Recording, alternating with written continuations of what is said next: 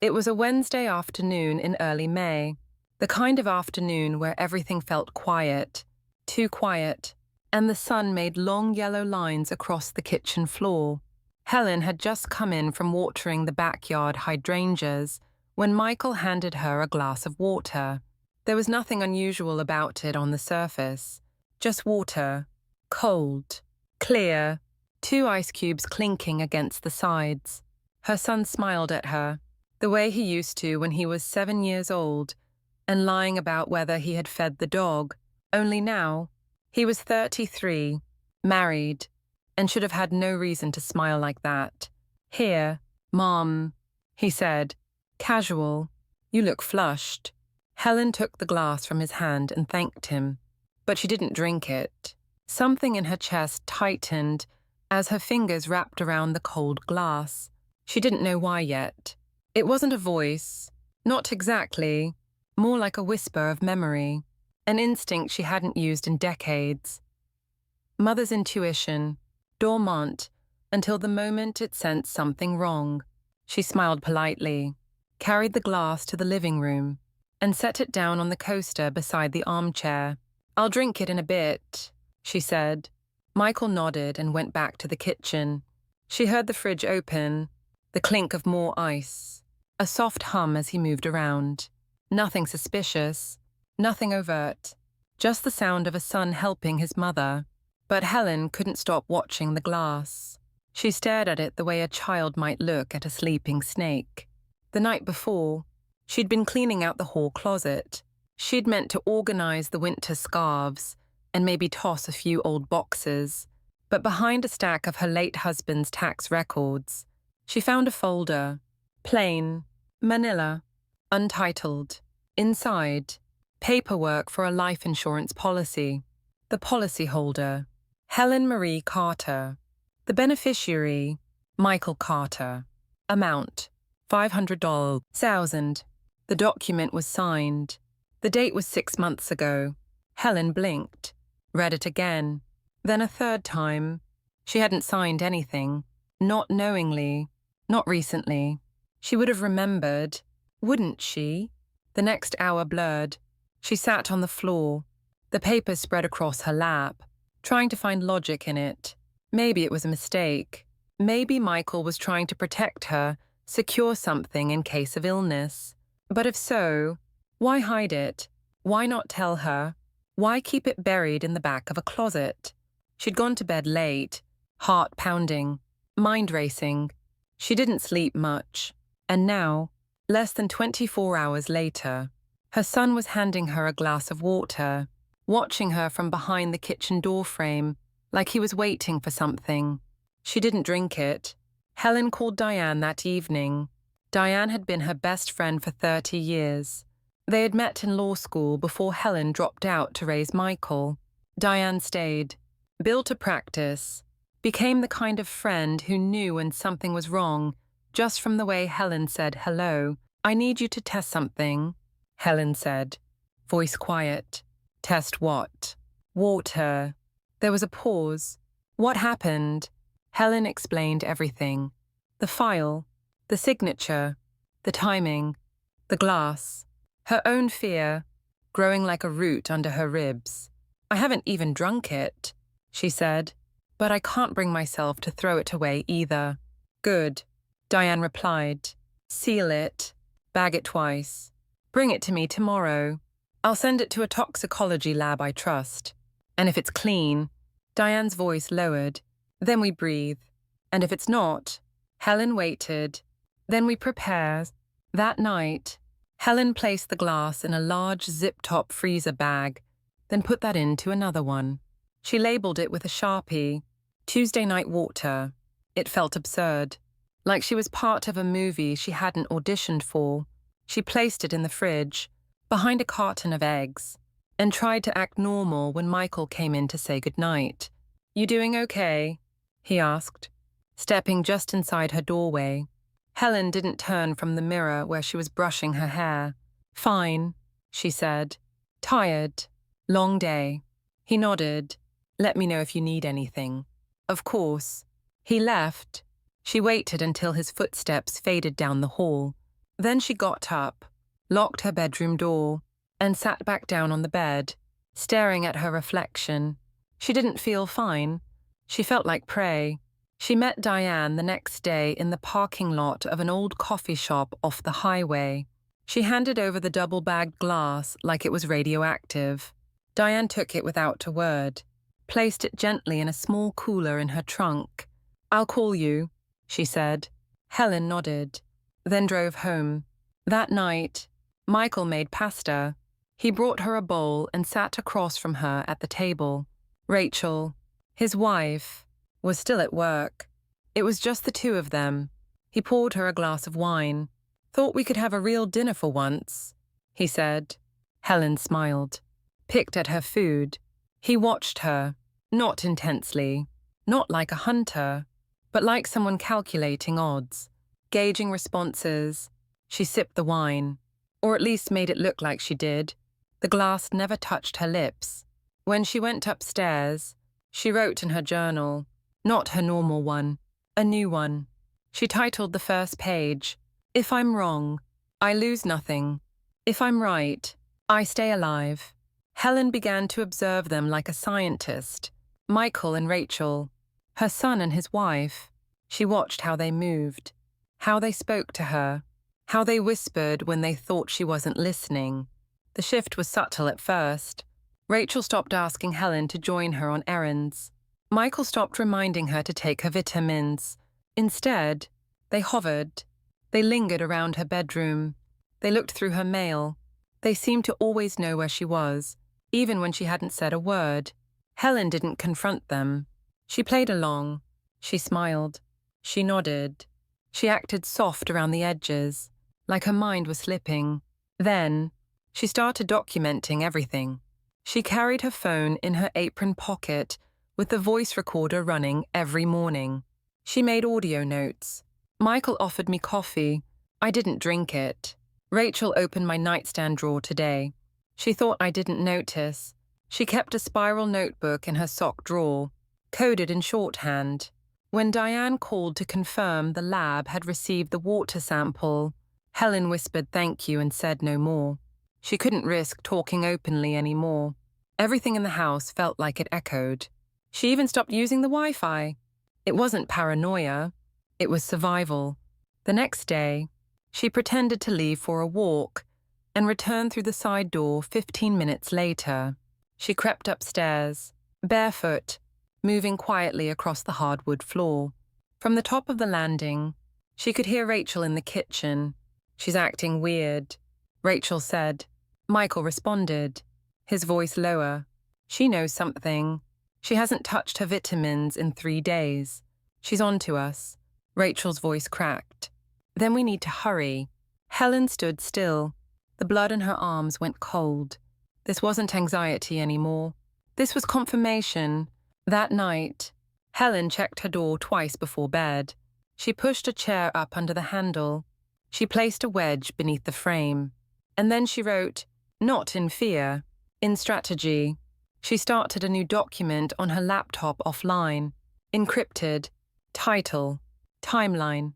She listed every action, every word, every clue.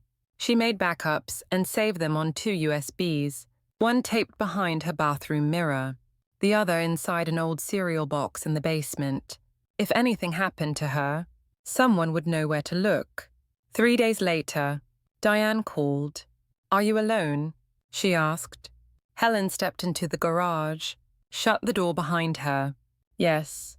There was a pause. Then Diane said, "The water contained traces of a beta blocker, propranolols."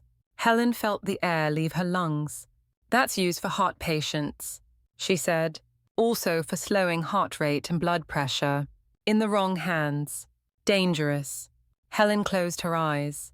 "Not enough to kill you with 1 glass, but steadily.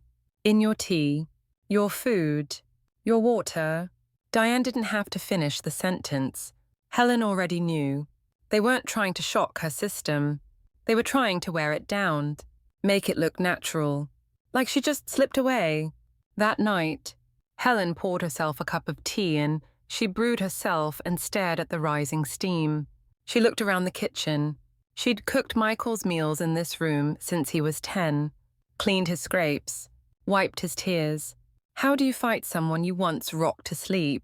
Answer: you stop pretending it's still the same person. Helen began planting misinformation. She asked Rachel if the toaster was acting up again, though she knew it wasn't. She pretended to confuse the mailman with the UPS driver. She left a note on the fridge that said, "Doctors apt Monday, 11 a.m., even though there wasn't one. She watched them take notice. Rachel whispered more. Michael watched her more carefully. Perfect. Let them think she was declining. Let them feel bold. Let them act. Helen bought a backup phone with cash. She hid it inside a hollowed-out copy of Wuthering Heights on her nightstand. The old Helen would have cried herself to sleep. This Helen, she was preparing for war. Helen began laying the groundwork for her next move. She let herself wobble once on the stairs, just enough for Rachel to hear and come rushing. She smiled weakly and said it was probably her blood sugar. That evening, Rachel offered her a cup of chamomile tea. Helen thanked her, carried it up to her room, and carefully poured it into a mason jar labeled with the date and time. She did the same thing 3 nights in a row. 5 cups total sat on the top shelf of her closet, sealed, photographed, and documented. The 6th cup, she drank, only 1 sip. Then she lay on the floor beside her bed, legs awkward, arm twisted behind her slightly, as if she'd fallen fast and hard. She pressed record on her backup phone tucked beneath the radiator. Then she waited. 20 minutes later, the door creaked open. Rachel gasped. Helen. She knelt down, shook her shoulder gently. Helen didn't respond. A pause. Then Michael's voice. She drank it. I think so. Rachel's voice trembled. She collapsed 10 minutes ago. Michael crouched beside her. Check if she's breathing. Rachel paused. She is... but it's shallow. Michael's voice grew hard. Then we wait. Don't call anyone yet. But if she dies now, it's clean. No trace. The policy pays out in full. Helen's heart pounded against the floor. Not from fear, from proof. She had what she needed. Rachel sobbed quietly. Michael said nothing else. They left her there. She lay still another 10 minutes before rising, slow and deliberate. She stopped the recording, labeled the file, and backed it up to the USB in the bathroom mirror. That night, she didn't sleep. She wrote, Day 14, first direct confirmation. She copied the transcript by hand in her journal, word for word. Their voices burned into her brain. By morning, her limbs were stiff and sore, but she forced herself to move like someone truly fragile. She shuffled into the kitchen, eyes dim, voice raspy. Michael looked at her like he'd seen a ghost. Rachel spilled orange juice on the counter. You're... she said. Helen nodded. Barely. Maybe you should lie down. Michael offered. Helen smiled. Soon. Just needed to stretch. She held their eyes, steady and unreadable. Then she turned away. In the privacy of her closet, she added more files to the hidden folder. She printed screenshots of her phone logs, Rachel's searches for heart medication interactions, and a still frame from the video Michael kneeling beside her body. The pieces were forming, not just a hunch, not just suspicion, a case. That afternoon, she returned to the spot near the kitchen where they always whispered. She'd moved the baby monitor closer, adjusted for clarity. She caught Michael muttering, She's dragging it out. Rachel hissed back. She's not stupid. She knows. Michael grunted. Then we end it. Helen took a walk that evening. A real one. Through the neighborhood. She let the wind cool her face, let the distance clear her head. What had once been her home was now a house of theater. Every step she took outside reminded her what fresh air felt like freedom. But she didn't run. Not yet. Inside that house was still the scene of the crime, and she needed one more act to bring the curtain down. Helen woke up the next morning with a calm she hadn't felt in weeks. It wasn't peace, not exactly, more like certainty. She had what she needed: audio proof of intent, behavior patterns logged, samples stored. Now, it was time to set the stage for the end. She stood slowly, pretending to wince, holding her side as she moved across the bedroom. Let them believe she was deteriorating. Let them think she was losing time, strength, memory. She opened her closet and checked the mason jars on the shelf, each labeled, sealed, and backed with photos stored on both USBs and in an encrypted drive on Diane's cloud server. The evidence was everywhere, and nowhere they could reach. Downstairs, Rachel was making toast. Helen smiled as she entered the kitchen, moving slower than usual. "Morning," she said weakly. Rachel looked up, startled. "You're up early." Helen nodded. "Didn't sleep well. Still feeling dizzy." Helen nodded again, voice soft, more than usual. Rachel hesitated. "Maybe it's time we took you to the doctor, just to be safe." Helen sipped water but didn't answer. Michael entered the room moments later. His eyes flicked between the two women. "Everything okay?" he asked. Rachel responded before Helen could. "Your mum's still not well. I think we should get her checked out." Michael scratched the back of his neck. "That's probably smart." Helen blinked slowly. "I don't want to be a burden." Rachel reached out, touching Helen's arm. "You're not." Michael didn't speak. He stared at the floor, then quietly excused himself. Helen watched him go. He was cracking. Later that day, Diane called. "I dug into the insurance broker," she said, "and he used to be part of a firm that was quietly dissolved in Florida 5 years ago. 2 of the executives were investigated for advising clients on how to secure high-risk payouts quietly." Helen gripped the phone tighter. "So this isn't new." "No," Diane replied. "It's structured, sophisticated." "Did Michael know?" Diane paused. "He reached out to one of those executives 3 months before applying for your policy. That email is buried, but I found it." Helen closed her eyes. So this wasn't just family betrayal. It was calculated, professional, cold. That evening, Helen began writing again. Not her usual journal, but a letter to herself, to the court, to whoever would read it if something happened. She included everything: the signs, the water, the vitamins, the staged collapse. She included dates, names, screenshots. She ended the letter with a line that stopped her own breath as she wrote it. "If I die suddenly..." This was not an accident. My son planned it. My daughter-in-law helped. She placed the letter in an envelope and taped it inside the vent in her closet. Then she texted Diane a photo of the envelope's location and its contents. Diane responded within a minute. "Understood. I've got backups of everything." 2. Michael approached her after dinner. Rachel had gone upstairs. He hovered near the doorway of the living room. "Mom," he said slowly, "I was thinking maybe we should update your medical records, just so doctors know what's going on." Helen looked up from her knitting. "My records are up to date.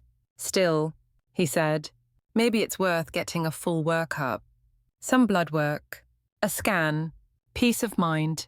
Helen set the needles down gently. "You sound nervous." Michael chuckled. "Just cautious." Helen smiled. "Funny.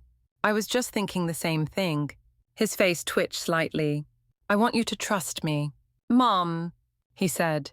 "I want to," she replied. "But I'm old enough now to know that wanting and doing are 2 different things." He didn't speak again, just nodded and left the room. That night, Helen did something she hadn't done in over a decade. She prayed, not for mercy, not for forgiveness, but for clarity. She needed to see the finish line. She needed the strength to cross it, and she needed her son to see exactly what he'd become, even if only for a second. Around midnight, she woke up and went into the kitchen. She opened the cabinet above the stove and removed a box labeled Old Recipes. Inside was a key to the safety deposit box she had never told Michael about, the one where the original deed, life insurance override, and trust documents were stored. She slipped the key into her robe pocket. Then she poured herself a cup of warm water, no tea, and sat at the kitchen table in silence. She didn't cry. There was nothing left to grieve. Just steps to follow, and a finale to deliver. Helen didn't need confirmation anymore, but she kept watching. She noticed the changes in Michael first. He moved slower. His conversations were shorter, more clipped. He stopped meeting her eyes at breakfast, stopped asking how she slept. He was pulling away. Helen knew why. He thought the plan had gone too far. But Rachel was different. She was getting bolder. She started suggesting health tests more frequently, started reminding Helen about how fragile she looked. She bought her new tea blends, soothing, herbal, heart-healthy. Helen took them, thanked her, and stored each bag in a sealed envelope, labeled and dated. She now had 14s. Dinner that night was meatloaf. Helen cooked. Michael set the table. Rachel poured the wine. Helen sat down, folded her napkin into a triangle, and waited for the silence to settle. Halfway through the meal, she spoke. "I've been thinking about death," she said. Rachel coughed. Michael stopped chewing. Helen smiled gently. "Don't worry. Not in a morbid way. Just practically." Michael forced a chuckle. "Okay." Helen took a sip of water. "If I died suddenly, would either of you suspect foul play?" Rachel's fork clattered to her plate. Michael stared. Helen looked from one face to the other. Rachel spoke first. "That's a strange question. Is it?" Helen replied. "I'm old. I live with my only son and his wife. I trust you both." Michael's voice was low. "You're not dying." "Mom, not today," Helen said. "But if I did, who would believe it was natural?" Rachel looked pale. "I'm not accusing anyone," Helen added. "I just wonder how these things get decided." Nobody said anything after that. The meal ended in silence. The next morning, Helen left the house early. She told Michael she had a dentist appointment. She didn't. She had a meeting with a lawyer Diane recommended, Mr. Levin. He worked out of a small firm 2 towns over. Private, discreet, perfect. Helen arrived with a small folder of documents, deed copies, insurance statements, her ID. She sat across from Mit. Levin and explained, clearly and calmly, that she wanted to donate all of her assets to 3 specific non-profit organizations upon her passing. No exceptions, no conditions, no family clauses. Mr. Levin looked surprised. "May I ask why?"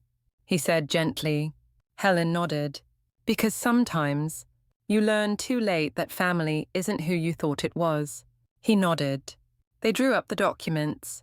Helen signed everything. Then she handed him the envelope labeled, "If anything happens."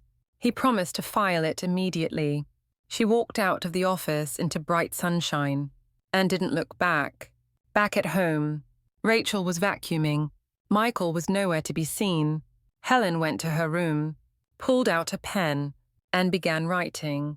It wasn't a legal document, not a confession, not a plea, just a goodbye. "Michael, I remember the day you were born. You didn't cry. You just blinked at me like you'd already lived 1,000 lives. You had this quiet in you. I thought it was wisdom. Now I know it was something else. I don't hate you. I did. For a little while. But hate is too heavy for the kind of life I want now. You took my trust. You won't get my soul. Mom." She folded the letter and placed it in the top drawer of her nightstand. Then she locked the drawer and hid the key beneath the floorboard under her bed. She didn't expect Michael to read it. But if he did, she wanted him to know. She saw everything. She remembered everything. And she chose to walk away anyway. Later that evening, Michael knocked on her door. She opened it. He looked tired, not from lack of sleep, but from the weight of consequences beginning to close in. "You okay?" he asked. Helen smiled. "Better than ever." He hesitated. "You've been out a lot lately." She nodded, trying to stay active. "You sure there's nothing going on?" Helen tilted her head. "Why? Is there something I should know?" He didn't answer, just stared, then walked away. Helen sat on her bed and picked up her notebook. She drew a line across the page, then wrote, "It ends tomorrow." Helen woke just before 5 a.m. The sky outside was still a deep blue, not quite morning, not quite night. She moved quietly through her room, dressing in soft layers and lacing up her shoes. Her bag was already packed. One change of clothes. Her ID, a few $100s in cash. The original copies of the new estate documents, nothing else. She looked around her room one last time. It didn't feel like hers anymore. It felt like a place she had survived. She opened the top drawer of her nightstand and touched the envelope addressed to Michael. She didn't cry. She didn't hesitate. She simply turned off the light, walked downstairs, and left the house before anyone woke up. Diane was waiting 3 blocks away in a rental car with the windows down. Helen got in. Neither of them spoke at first. Then Diane asked, "You ready?" Helen nodded. "Let's go." They drove for 20 minutes before Helen finally exhaled. "I thought I'd feel more angry," she said. "And do you?" Helen shook her head. "I feel free." Back at the house, Michael woke to silence. Rachel was still asleep. He wandered into the kitchen, expecting the smell of coffee or the faint sound of dishes clinking. Nothing. He knocked on Helen's door. No answer. He opened it slowly. The bed was made. The closet was empty. A cold, quiet panic crept into his chest. He rushed to the kitchen. No note, no message. He called her phone, straight to voicemail. Rachel came down the stairs, rubbing her eyes. "What's going on?" "She's gone," he said. Rachel blinked. "What?" She left. He paced the kitchen. She took her things. No note. No call. Rachel looked toward the hallway. "What do we do?" Michael sat down. Hard. His hands shook. "I don't know." At 10:03. Ma! Diane's courier arrived at Michael's office. He wasn't there. Rachel signed for the package. Inside was a slim folder, 2 printed photos, one of the insurance documents with his name circled in red, and one of the email Michael had sent to the broker 3 months before the policy began. On top was a typed note. "Michael, you may think I've disappeared. I haven't. I'm more visible than ever. You're not being hunted. You're being watched. There is a difference. D." Michael read the letter 3 times. His pulse roared in his ears. Rachel stood frozen in the doorway. "She has proof," she whispered. Michael said nothing. She could go to the police. Still, nothing. Rachel stepped forward. "Do you think she already has?" Michael finally looked up. "She doesn't need to." "What do you mean?" "She already won." That night, Helen and Diane stopped at a diner off the highway. It smelled like bacon and old coffee. Helen sat by the window and watched the world move past. She felt invisible. She liked it. Diane slid her a copy of the official trust paperwork. "You're now entirely removed from Michael's financial sphere," she said. "He no longer has any legal claim." Helen traced the seal on the document. "Good. Do you want me to go to the police?" Helen considered it, then shook her head. "I want it to haunt him," she said. "Not jail, guilt." Diane nodded slowly. "You sure?" Helen looked out the window again. "He planned my death. I planned his conscience." Before bed, Helen checked into a small motel under her maiden name. She showered, ate a granola bar, then took out her notebook and flipped to a clean page. She wrote, "Day 1, not of escape, of return. Not to the woman I was, but to the woman I should have always been. Tomorrow, I breathe. For no one but me. Helen's new life didn't come with fanfare. There were no sudden bursts of joy, no grand awakenings. Just quiet, and quiet was enough. She lived in a modest cottage on a sleepy street near the coast. The walls were thin, the pipes noisy, but the air was clean and the nights were still. She went by her maiden name now, Helen Ward. At the local bookstore, she worked the register 3 days a week. She helped children find dog-eared fantasy novels, and older couples pick poetry for anniversaries. She drank her coffee with honey, walked to the library every Thursday, and left her phone turned off most nights. Back in the city, Michael was coming undone. He had stopped going into the office. His voicemail was full. He barely ate. Rachel tried to keep the house in order, but it was clear something was collapsing. The day after Helen left, Michael had called the insurance company. They hadn't spoken to Helen in over a month. They were unaware she had filed a formal objection to the policy payout. Michael had tried to act calm, casual, but his voice shook. They told him the account was frozen, pending investigation. Rachel stood by the sink that evening, arms crossed. "She's not gone," she said. Michael didn't look up from the table. "She left. That's all I know. She's playing you," Rachel said. "She's always been smarter than she let on." Michael flinched. Rachel leaned closer. "What if she has evidence? What if she already gave it to someone?" Michael didn't answer. "She's not trying to disappear," Rachel added. "She's trying to burn you down." That night, a manila envelope arrived at the law office representing Michael's estate planning. Inside, a copy of the hidden camera footage, a letter from Diane, a warning: if Michael or his representatives attempted to transfer, withdraw, or alter any assets tied to Helen's name or prior estate, the full file including timeline logs, audio files, and video would be sent to the state's criminal fraud division. The letter ended simply: "We are not bluffing. D.M." Michael received the message the next morning. He sat in his car for almost an hour without turning the engine on. He didn't call Diane. He didn't call the lawyer. He just stared at his hands on the steering wheel.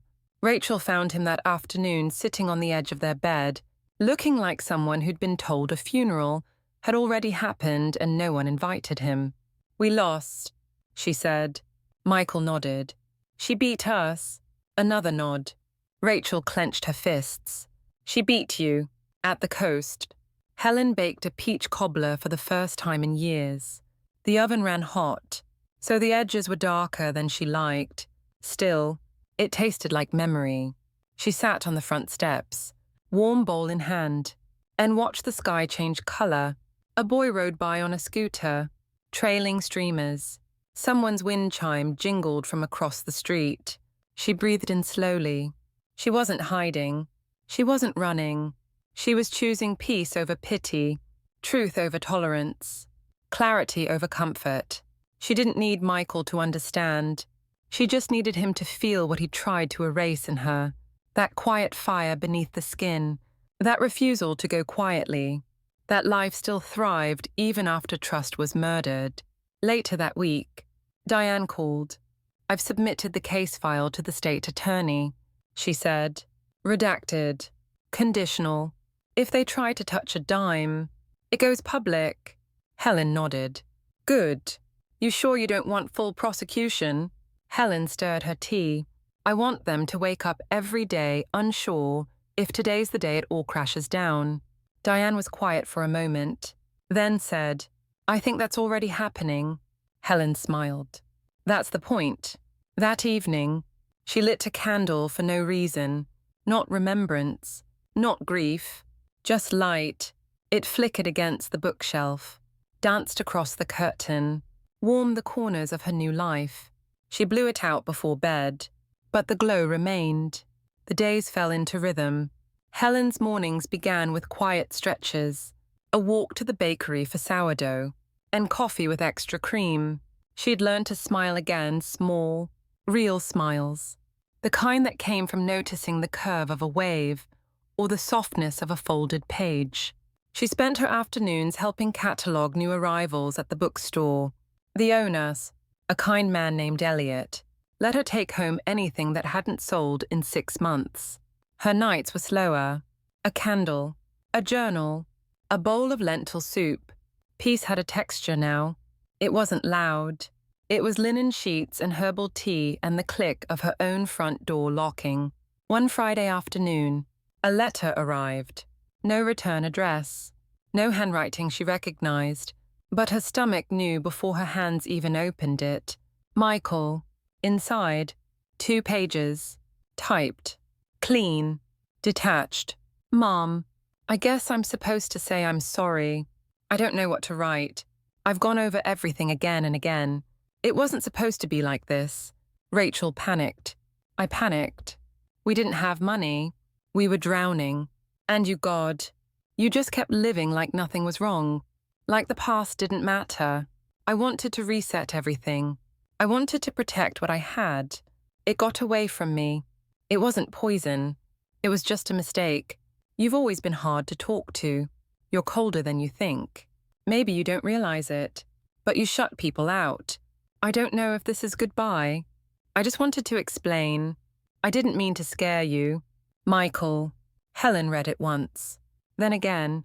Each word felt clinical, defensive. There was no apology, just justification. No grief, only excuses. She didn't cry. She didn't scream. She folded the letter twice and placed it in the fireplace. She struck a match, watched the paper curl and blacken, watched the words disappear. That evening, Diane called. He signed the withdrawal. She said, "No more legal ties to your name, your estate, or your file." Helen leaned back into her chair. He won't contest it. No, he's done. Helen closed her eyes. Diane hesitated, then said softly, "Are you okay?" "I'm getting there." Helen answered. There was a long pause. Then Helen asked, "Have you ever wanted to unlove someone?" Diane didn't respond right away. Then she said, "Only when I had to." Helen sat on her porch after sunset. She wore an old cardigan and held a cup of warm milk. A bird settled on the fence. The moon was soft and nearly full. She whispered into the air, not expecting a reply. "I don't hate you." The wind stirred. "But I can't love who you became." She sipped the milk and looked up at the sky and wondered not what Michael was doing now or where Rachel had gone. But when she had stopped needing the answers, she wrote in her journal that night, just one line, "The silence isn't empty anymore." Helen sat at the kitchen table, a half-finished crossword puzzle in front of her, and a window full of rain behind her. It had been months now since she'd left, since she'd closed the door on her old life and stepped into this one. There were still shadows. Yes, some mornings she woke with a start, the echo of a voice she no longer wanted to hear. Some nights she kept the lights on, not from fear, but habit. But she was whole, maybe not in the way she used to be, but in a different way, stronger in the broken places. She ran her finger along the rim of her mug. Warm tea, cinnamon, peace. She had started journaling again. Not evidence, not documentation, just thoughts, little questions. Can you forgive someone who never asked to be forgiven? Is trust like glass or like rope? Some days she answered, some days she didn't. Clara, a neighbor 2 doors down, had become a frequent visitor. She brought banana bread, paperback thrillers, and always wore 2 scarves, one for warmth, one for style. They talked about books, music, politics, and slowly, about the deeper things. One afternoon, over lentil soup and cornbread, Clara asked, "Did you ever have children?" Helen paused. She nodded. "One son." Clara smiled. "Is he nearby?" Helen stirred her soup. "No." Clara waited, sensing the space where the answer didn't come. Helen added, "We're not close anymore." Clara said nothing more, and Helen was grateful. A week later, They sat on the porch together, wrapped in blankets, the sea wind whipping through the hedges. Clara sipped hot chocolate. Helen held a book in her lap. Without looking up, Clara asked, "If you could do it again, would you still become a mother?" Helen didn't answer right away. The question hit her like a soft hand to the chest. She watched a gull dive into the waves. Then she said, quietly, "I don't know." Clara nodded. "That's fair. I loved him," Helen added. "With everything. I know, but sometimes love doesn't protect you." Clara reached over, touched her hand gently. "No," she said, "but it makes survival mean something." That night, Helen opened her journal and wrote, "I didn't fail as a mother. I just gave birth to someone who chose not to be a son." It was the first time she'd written it. It felt like opening a wound and letting the air in. The next morning, Helen took a walk to the edge of town. There was a trail that curved along the cliffs, overlooking the water. She stood at the edge, watching the tide come in, slow and steady.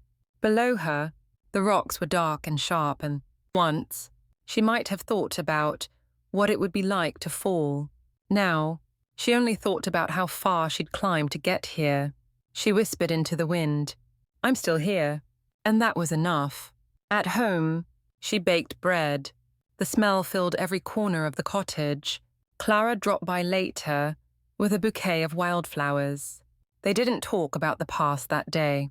They laughed about a terrible book ending, made plans for a garden, debated whether to paint the porch blue or yellow. Helen smiled more. Her eyes didn't flinch when people mentioned family. She slept with the lights off. She listened to music while she cooked. She stopped checking the lock twice, not because she felt safe, but because she finally understood. Safety wasn't something you waited for. It was something you decided to live inside, even when you'd been burned. Spring came quietly. Helen noticed it first, in the way the air smelled like grass and ocean salt, and something beginning. The window stayed open longer. The birds returned to the porch railing, and the light in the morning wasn't cold anymore. She stood in the kitchen one day, her hands dusted with flour, and realized she hadn't thought about fear in days. It was no longer the hum beneath her breath. It was no longer the thing hiding in the walls. It had moved out. Or maybe she had. She began writing something more complete.